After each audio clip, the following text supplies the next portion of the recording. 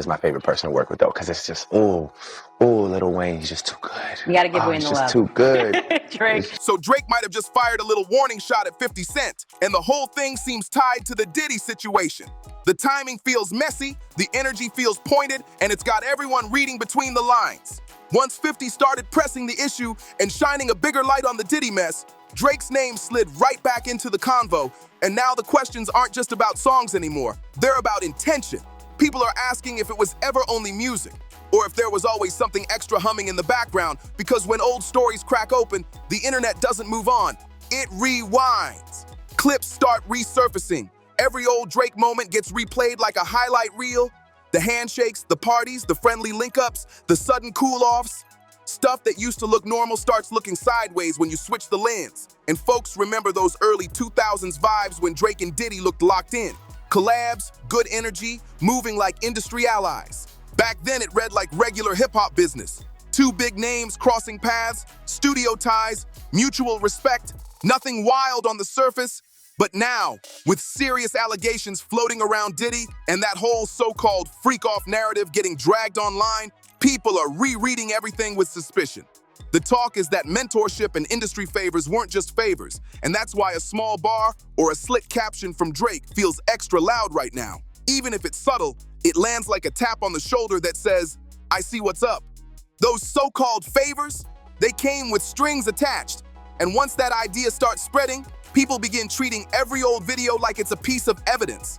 The streets have been buzzing nonstop, throwing out names like Usher, Meek Mill, YK Osiris, even French Montana. Now Drake's name is swirling in that same storm, and honestly, a lot of folks aren't even shocked anymore. From day one, the way Drake moved always had people giving him that quiet side eye, not accusing him of anything official, but questioning his energy. Kind of crazy, Fifth.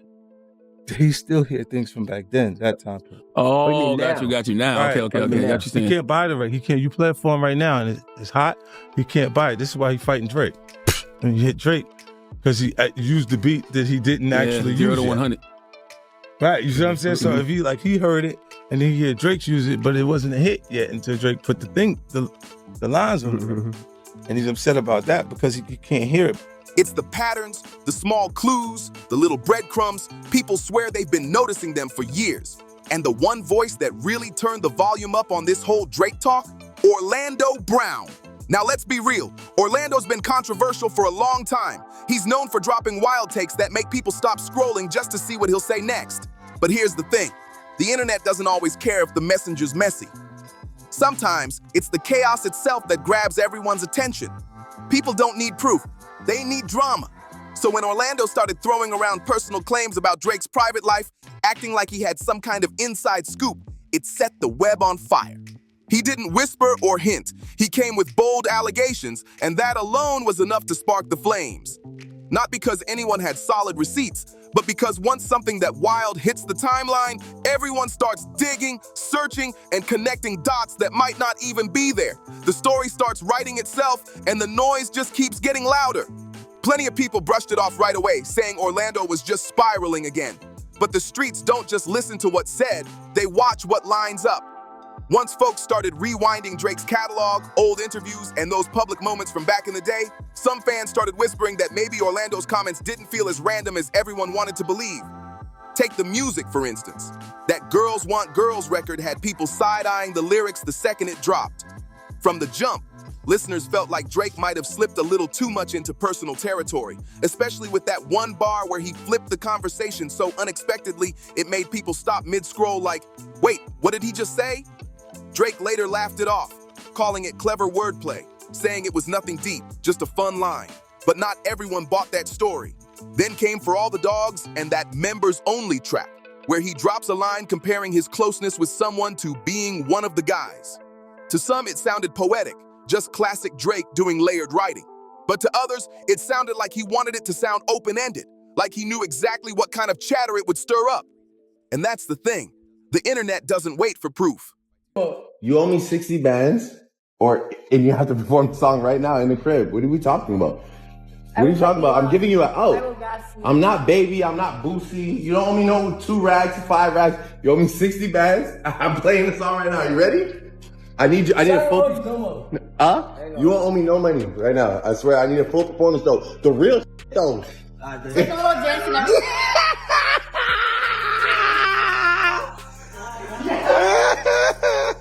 I'm serious. You just gotta be ready.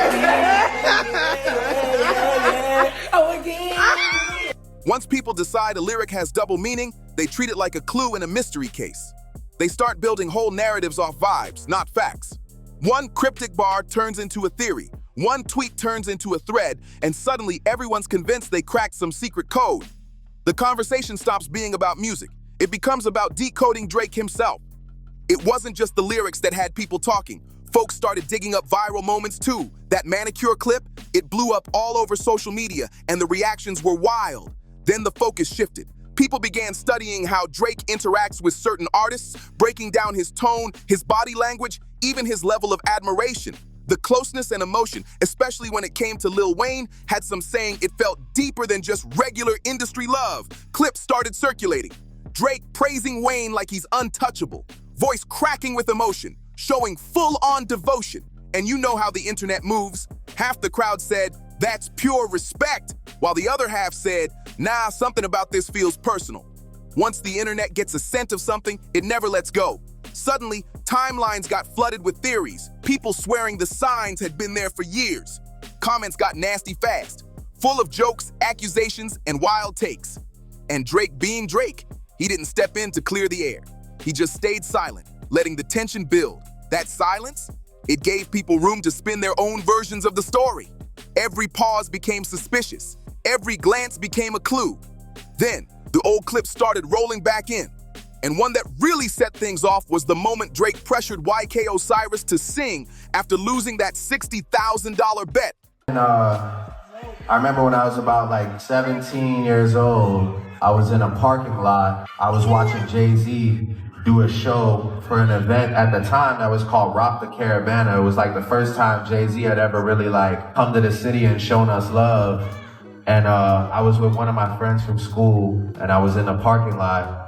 And I'll never forget, we were watching. For me, that was really a moment that unlocked something in my mind. It made me realize that all this is possible, you know? So I want to thank. At the time, everyone laughed it off as another playful celebrity moment. But when folks rewatched it later, the vibe hit different. The smiles looked stiff, the laughter felt forced, and suddenly, it didn't read as friendly anymore. People started saying it looked more like a power move, like Drake was showing who ran the room. That playful tone turned into something else once you slowed it down. And that's when the online crowd started calling it out, saying it wasn't just a joke, it was dominance caught on camera. It came off like a full-on boss move, Drake showing he's the one in control. And right after that, YK Osiris's baby mama dropped her own post, and social media did what it always does, turned one situation into 100 wild theories. That clip got dragged back into the mix like it was proof of something nobody can actually confirm. That's the thing about the internet. It doesn't deal in facts, it stacks assumptions. One post builds on another until it feels like a whole movie plot playing out in real time. And this is where the Diddy connection starts circling back. The talk online has been that Drake was seen around some of those Diddy party scenes at different times. No hard receipts have surfaced, no solid proof of anything, but the rumor mill runs like it's gospel. The story floating around is that Drake kept close to Diddy for a while, really close, until he didn't. Insiders claim that once Drake hit that point where he didn't need any industry heavyweight to open doors for him, he started stepping back, creating distance, protecting his brand and his image like a pro. But that kind of pullback doesn't always go over smooth when power and pride are in the mix. People say that's when things cooled off, when the friendly vibes started shifting and quiet tension began brewing behind the scenes. And let's not forget, Drake didn't rise up alone. He studied the game, had mentors, learned from the greats. One name that always gets mentioned is Jay-Z, someone Drake's never been shy about admiring. He's credited Hov for inspiring his business moves, his lyrics, his whole mindset. And that's what makes this story even wilder, because the way people tell it, Drake's been learning how to play chess, not checkers, from day one. Now people are circling back to that old Drake and Jay-Z collab, Light Up. And in hindsight, those lyrics hit way different. What once sounded like simple game from a legend now feels like a straight-up warning. Fans are breaking it down line by line, saying Jay wasn't just giving advice, he was low-key schooling Drake on how this industry really moves. Jay was basically spelling it out. How the industry smiles in your face while plotting behind your back. How favors come dressed up nice but always come with strings attached. Even the parts where he talks about traitors and those quiet coded sit-downs. People are treating that like a blueprint now. Like Jay was telling Drake directly, watch who hands you something for free. It might cost you more than you think. What about it? And Drake comes to Compton to shoot the video. 100. He shot it on Brazil and Wilmington. What all happened during that video? What was that? He pulled up, Drake gave us love, Stunna cleared it for me, didn't charge me, Drake didn't charge for the verse. Drake actually brought his film crew to film it for us. That's what he wanted to do. We was on the famous Brazil and Wilmington shooting it, in the canal. We had to move blocks. And when we move blocks, we send the little homies to do what they need to do. Drake kind of seen some activity and shit. He did what a civilian supposed to do. He got out of there. So we sent somebody to get him. Bro, it's cool. That ain't for you. That's for us. Because we seen shit going on. But we moving blocks. We not just gonna hit the block without the block being right. So we had to make sure the homies, went and cleared the block. He came back and we... That's why fans today believe Jay was subtly warning Drake about powerful figures behind the curtain. About how every handshake in the game isn't genuine, and how saying no can flip a friendly situation into cold silence overnight. 1 minute you're an ally, the next you're an enemy. And if Drake really took that message to heart, it would explain a lot, especially why he started pulling back the moment the vibe felt off.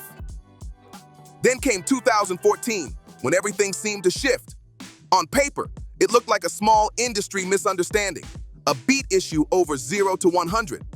But behind the scenes, the whispers say different. The talk was that Diddy felt that beat was supposed to land in his camp, but Drake dropped it first, and it exploded. The record went viral, became an anthem, and that reportedly set Diddy off. Word is that quiet tension finally bubbled over at DJ Khaled's birthday party in Miami, and what should have been a night of celebration allegedly turned into a heated confrontation. That's when the so-called friendly business between the two started feeling more like unfinished beef. Word is, Diddy pressed Drake in the club, and it didn't end with just words. People swear it got physical, that slaps were thrown, and that night became the moment fans point to as the real crack in their relationship. Whether every detail's solid or not, that story marks the beginning of a shift, the part where things between them stopped being friendly and started feeling personal. But according to the deeper talk, it didn't stop there. This wasn't just about music anymore. It was about power, ego, and control. Industry politics were heavy in the mix. Even 50 Cent spoke loud on it, hinting that there was way more going on behind the curtain than what anyone publicly admitted. He even threw that wild jab saying, "Puff can't hear a hit," and that line alone made it sound like Drake took something Diddy thought belonged to him. Another one who disappointed us, I think. I want to know y'all's thoughts on Drake, because we got 2 albums from him this year. Can I be completely honest with you guys? I look at Drake as a gay rapper. So imagine Drake as a bisexual man who does, straight music, and there's like an air of gay caution on every track. I feel like, honestly, Nevermind was him coming out a little bit more in his sauciness. Wait. An air of gay caution? Yes. Yeah, it's like, he's like, I know I'm making this for straight people, like, ooh, gotta give the gays a little ooh, like, so there's always, what's the new record? The 21. Can you do something for me? Like, I see shimmy to that song, and I'm like, ooh, it do sound like a little, I want to, like, flip my pony. Then came the darker whispers. Rumors circling in LA that things got tense on another level. People started saying the energy around Drake shifted, that certain spaces didn't feel safe for him anymore, that some folks didn't want him comfortable. That's serious talk. And while no one ever dropped hard receipts, the fact it kept circulating made fans believe Drake wasn't taking any chances. Because real or not, perception shapes moves, and Drake's moves changed fast. Suddenly, he was moving like someone making sure his circle was solid. He started connecting with people who had real reach, real pull, real respect. That's where the game entered the picture. Now, the way the story's told, Drake didn't just link up with the game for music. Their connection felt strategic, about positioning and protection. The game was certified, tapped in, respected across LA in ways that went beyond rap. And when Drake pulled up to shoot visuals in Compton, it didn't feel like just another music video drop. It felt like a statement. like he was sending a message that wasn't meant for the charts or the fans, it was for the streets. And here's the part that really lit the internet on fire. Wack 100 dropped a wild claim that during one of Drake's video shoots out in Compton, things got tense fast. According to him, Drake suddenly got uneasy. He spotted some unfamiliar faces hanging around the set, felt the energy shift, and decided something wasn't right. So the story goes, Drake didn't wait around to find out what was up. He dipped fast. Wack said he even had to send someone after Drake to explain what really went down. According to Wack, those mystery dudes weren't there to harm Drake. They were actually there to protect him. Now, whether you believe that story or not, the reason it keeps getting brought up is because it fits the bigger theme people keep pushing. When things get tense in this industry, it doesn't always stay on wax. Sometimes the pressure spills out into real life.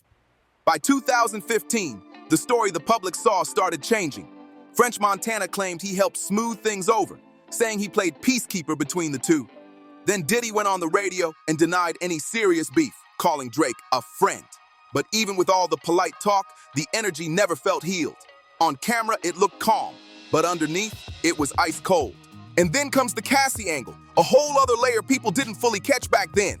Rumor had it that around 2013, Drake tried to bring Cassie into his circle. Maybe for music, maybe for business, maybe something else. Even if it was just talk, folks said that alone could have been enough to set Diddy off. Fast forward to what Cassie later revealed about control and obsession inside Diddy's world. And suddenly, those old whispers sound way different. Fans started saying that in this business, perception becomes reality. It's not always about what actually happened. It's about what someone thinks happened. That's why people started digging up Lil Duval's old tweet, where he joked about hearing Diddy swung on Drake in Miami for simply saying hello to Cassie. One small rumor turned into a full-blown headline, and that's when the internet decided this story had layers that never got unpacked. Back then, that whole situation was treated like a joke, something to laugh off and move on from. But now, people are replaying it like it was a clue we all missed the first time. Fast forward to everything going down with the Diddy case and all the public fallout, and suddenly, fans are watching every move like it's chess. Drake unfollows Diddy. On Drake. I did not put hands on Drake. Oh. And I do not want any problems with Drake. Drake is, right now, that's all I got. That's all I have to say. He's putting in his work. I didn't do nothing to Drake. Drake is my friend. Diddy keeps his distance, and the whole vibe turns into straight up I don't know him energy. And just when things already feel tense, here comes 50 Cent, spinning the block again, pushing his Diddy documentary series, teasing more footage, more names, more receipts. That's when the internet starts asking the uncomfortable question. Are there more recordings, more unseen material, more stories that could drag even more names into the spotlight? Because once those names like Meek, Usher, French, and YK Osiris keep getting tossed around, fans can't help but wonder, who else might get caught in the crossfire just for being in the same rooms back then? It turns into a guessing game where everyone who ever shared space with Diddy starts getting side-eyed. That's the part the internet can't let go of. When people feel like the dots are connecting, even if it's just vibes and speculation, silence doesn't cool it down. Silence feeds it. Every quiet unfollow, every ignored question, every vague post just adds fuel to the mystery. And now, with 50 constantly teasing new content, folks aren't just watching Diddy anymore. They're watching everyone who ever moved too close to him. And right at the center of that spotlight sits Drake, silent, unbothered on the surface, but surrounded by a storm that just won't quit. So what do you think? Was Drake just another artist trying to survive in an industry full of power moves and hidden agendas? Or is this one more example of the internet flipping old moments into a whole new narrative? Because with how fast things resurface these days, it's hard to tell what's truth, what's rumor, and what's just digital storytelling gone wild. And if more footage or new names ever pop up, who do you think might be next to get pulled into the mix? Drop your thoughts down below. This conversation's far from over. Make sure you subscribe to Mic Trip for more breaking talk, more raw breakdowns, and more unfiltered heat. Hit that like, drop a comment, and lock in, because the next chapter in this story, it's already in motion. And trust, you don't want to miss what's coming next.